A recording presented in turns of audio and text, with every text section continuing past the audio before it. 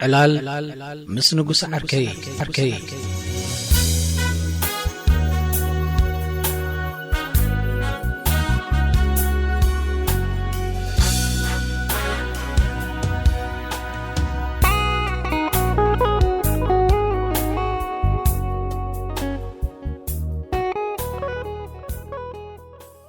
ada dungge kado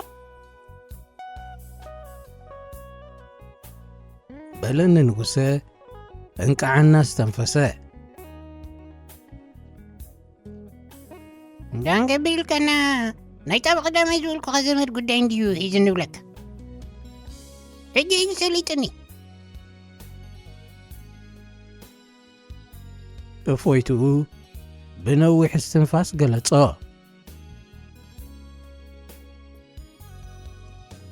ወዲኩም ማለት ድዩ ወይለይ ጉያ ድዩ ነትዘንበር ረኺብናዮ ዝመፀ ሰሙድኒ ክድግለልኩም ኢልና ጓል ተሓጒሰ እየ ዘላ ሽግር ዓለፋ የኽብሎስ ሓቆን እዮም ቅድሚ ክልተ ሰሙን ምስላ ጣቢን ኢላ ትበክዝ ዝነበረት ሕጂ ተስፋ ምስ ረኸበት እስገጻስ ጉልዕ እኩይ ኢሉ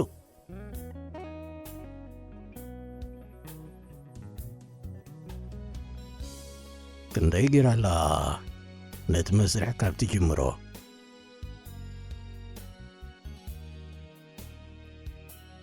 ሕጂዳ ሳልሳይ ወርሒ ሒዘላ እምበር በሎ ምስአን ኢኻ ተጋጊያ ቀልጢፋ ከይትረኽበናስ ስኺላ በይና ኮለል ትብል ነይራ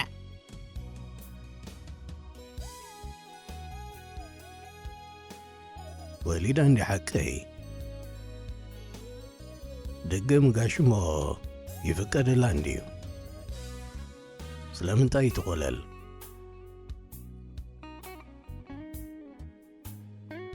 ግርህ ዝበለ ሕቶይ ንንጉሰ ዘቆጥዖ ኣይመሰለንን ሞቶ ወለደትከ ካብቲ ምርኣባ ክንደይ ጌራ ዝብል ሕቶ ምስ ኣቕረበለይ ግና ባህ ዘይበሎ ከም ዝተዛረብኩ ተረዳእኒ እታ ሰብ ዘመድያ ነይራ ካብቲ መርዖ ክንደይ ከም ዝገበረት ክፈልጦ ዘለኒ ይመስለንን ምናልባት ዶ ኣብ መርዓ በሊዐ ነይረኸውን ክዝክር ፈተንኩ ከምዘይ ዓደመኒ ዘኪሩ ግዲ ንጉሰ ባዕሉ ክምልሰለይ መረፀ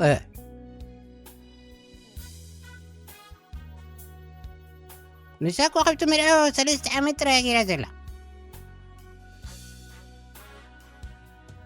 ዝብል መብርህ ሃበኒ ዝበረሃለይ ነገር ግን ኣይነበረን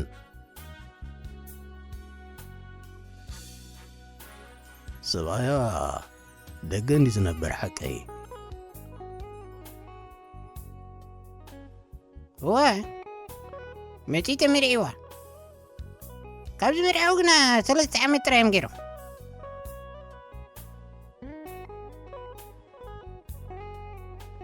እሞ 3 ዓመት እቲ ወረኻኽቱ ድዩ ብኡ ምስላ ጣቢዎ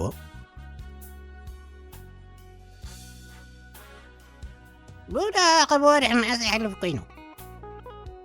ሽንሽን እዮም ዘስልጥሎም ግና ንሳ ካብቲ ምርኦ 5 ዓመት ክትገብር ኣለዋ ክትወፅእ ክፍቀደላ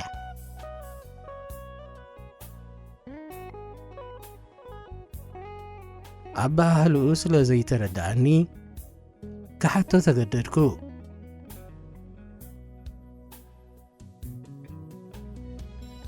ኣብ ዋርሕ የስልጡሎም ዶ ትብል የለኻን ክታቱ ቪዛ እንተሂቦማዳ እንዳይ 5 ዓመት ዘጸብለዋ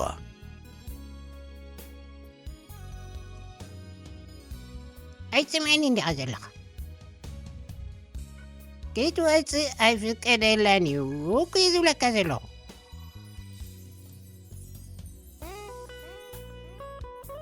በለኒ ሓውሲ ሕርቕ ኢሉ ክትወፅእ ከም ዘይፍቀደላ ክነግረንስ ሰሚዐየ ኣእምሮይ ግና ክቕበሎ ግድብ በርቲዕዎ ናብቲ ናይ መእተዊ ቪዛ ጥራይ ይተኪሩ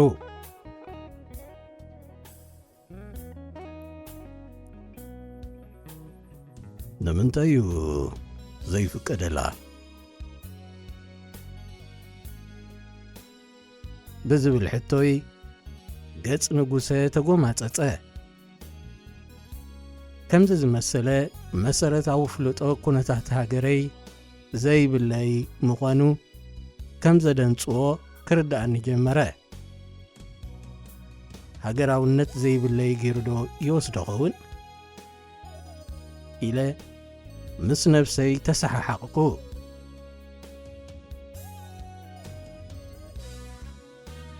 ኣተንሳ ንሹም ይቐብዚ ዓዲ ትቕመጥ እምበር የላኸንኮ ሕጊ ኢሚግሬሽን ኣይትፈልጥን ማለት እዩ ሓንቲ ጓል ኣንስተይቲ ትምርቕዋ ኣቢላን ጽባሒት ትወፅእ መሲልካ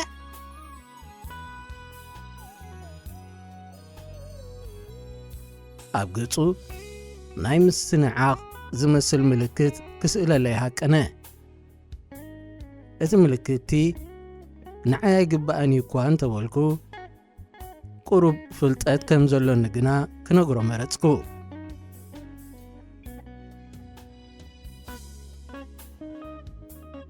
ንጽባሒቱ ዳ ንጽባሒቱስ ኣይመስለንን እዩ ወረቓቕታ እንተወዲያ ግና ናብ በዓል ቤታ ክትከይድ ትኽእል እያ መን ከይክልክላ ኢለ እየ ዝሓስብ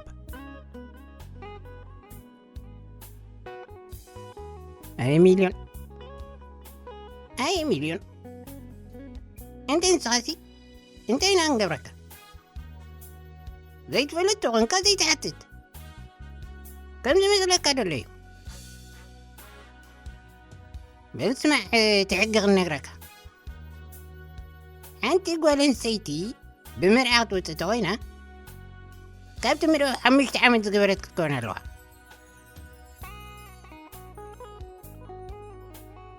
ኢሉ ጠመተኒ የላ ግጽ እንተ ነይሩ ገጹ ፈተሽክዎ ናይ ዓወት ዝመስል ምልክት ተዘይኮይኑ ላግጸ ኸንብብ ኣይከኣልኩን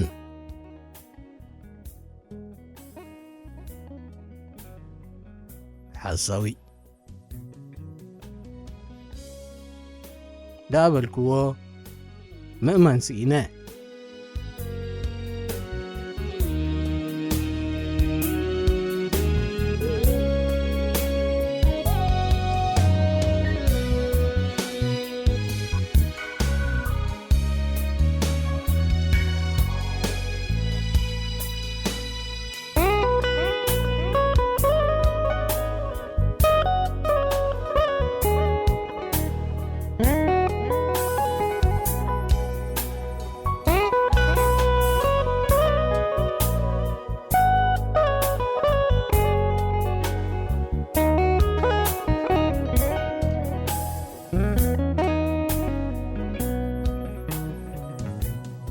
كذا هجمون نزع الجزية يتفولتون مالدي በለነ ንጉሴ በአይና ተገረመ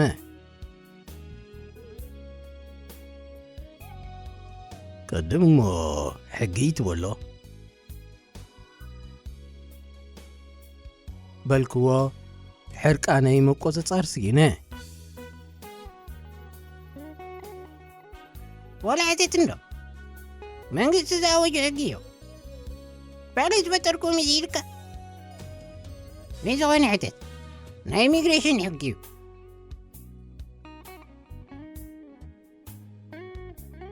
ዝብል ሕጊ ዘይተኸተለ ዘረብኡ ደጋገመለይ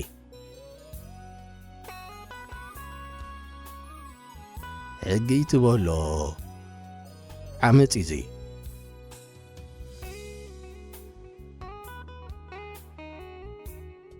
ምንም እዩ ንምን ክዕምፅ ኢልኩም ይኽእል ሕጊ ኮይኑ እምበር ዝኾነት ተመርዓወት ክትወፅም ተፈቕደላ እንዶ ግና እቲ ሕጊ 5 ዓመት ትብል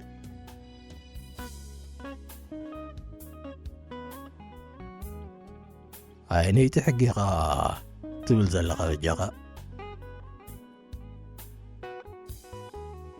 حرقاني كقوصاصرنا فتنكو إذا أنا إميغريشن حقي ናይ መንግስቲ ሕጊ ማለት ካዩ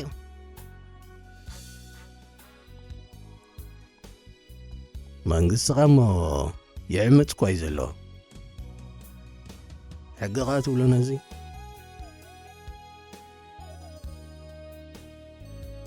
ዋ ንስራ ከውፅኦ ከለዉ እኮ ዝረኣይዎ ነገር የለዎም እዩ ከምንደዚ ገይሮም እሞ እዛ ኩላ መንእሰይ ናይ መርዓ ገይራ ትወፅእ ደሊኻ እያ መጀመርታ እኮ ገዲፎም ነይሮም እዮም ግና ሰብ ከዓ ነዚ ዕድል ዝተጫወትሉ ብናይ መርዓ ምሲልን ካብ ሃገራዊ ኣገልግሎት ናደመ ዝወፀ ምስ በዝሐ ዳ መንግስቲ እንታይ ዘይገበረ ደሊኻ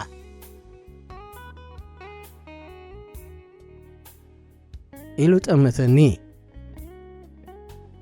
መንግስትና ከም ዘደንግጾ ከርእየኒ ዝሃቀኖ ምልክት ኣይሓሸሽኩሉን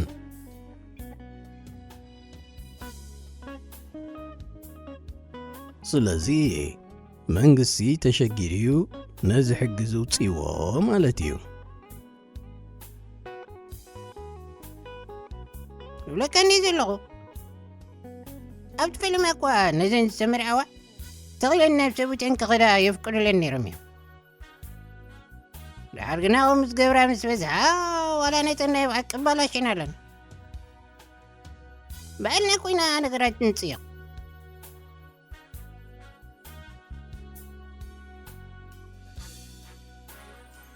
ዘረባ ንጉሰ ከይገርመኒ ግና እናለመድክዎ መጽየ ኣብ ክንዲ ንበዳሊ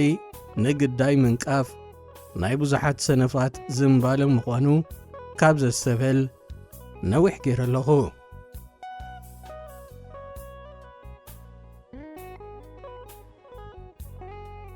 ናይ መንግሥትኻ ኩነታት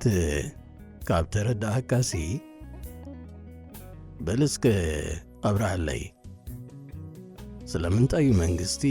ንሓንቲ ዝተመርዓወት ክሳብ 5 ዓመት ዝኣክል ምስ ሰብኣይኪ ኣይትራኸብን ኢኺ ዝብላ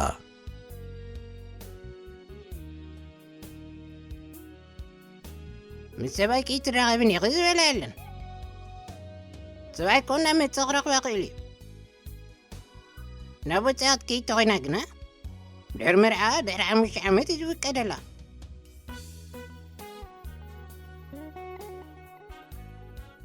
ኢሉ ነቲ ዘረባ ጥራይ ደጋገመለይ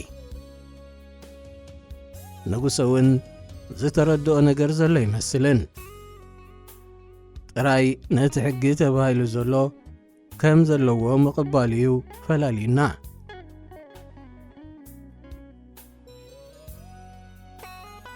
መንግሥትኻ እሞ ነታ ሰበይቲ ካብ ሰብኣያ ን5 ዓመት እንተፈላለያ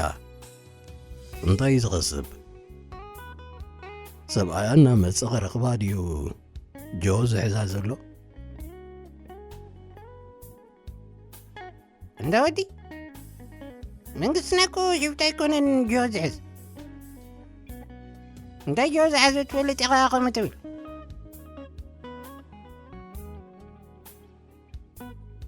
ኢሉ ጠመተኒ ክስሕቕ ብዝረኣየኒ ግና ፍሽኽ ኢሉ ድንምበለ ሓወቡኡ ወዶም ጠፊኡ ተባሂሉ ምስ ተኣስሩ ክንበጽሕ ብሓንሳብ ከድና ነርና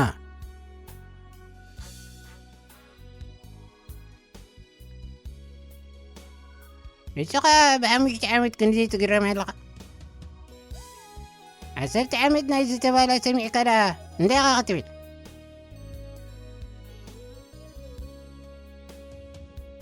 ኢሉ ከሰና ብደና ሃቀነ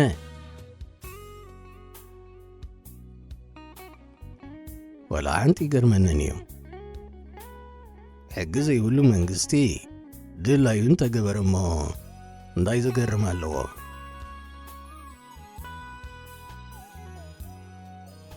ኣታ ወዲ በዛ መልዓስካ ጥራይ ኣብ ትሕቲ ሕጊ ክትውዕል ኢኻ ما زاوية الزمن دا زرغبته في تحكي نقرأك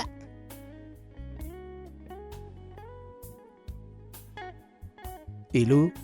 نمنفسنا كحدث مدبا أسكن قرنا انتي تفتح لنكني انت أقوت على مثلك كابز مرعوا 3 عمد قبرة قوت أتفاقيد لنا له حجي ذا زمدي نزي سميعتها تقوي ذلا الجدار قتلي توايو أورا فري وزن فري انت ما انت فلت انما لاليس مسجقروا قنا بروسس كلها زي حق غي تغير كمي تجيني اني على مسلك نايبا حق يعدل قراء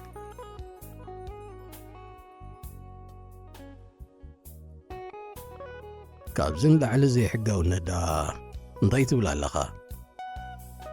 زدلي وهم سبات كوة صوغ دلي غلو نتحق زبال قايدتها تغيروا صانيحهم يعطوا بروسس بالكيا بسبن بجنزبن يكبر زمنا منقصاص مسولي يكبرولون زتمر عود نابسب ايام غاد منقسي النوحو يحصرو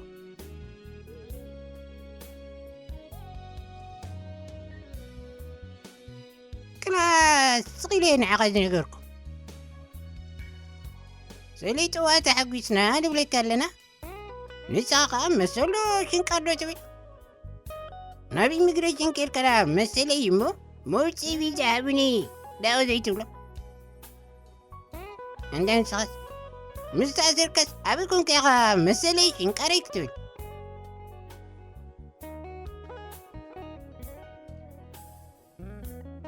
بزبلو قالات دبديبو كدقسن فتنه نعو زغون قالات سلازي نبرنا قنا كتعنا نجيزيو داغسنا يو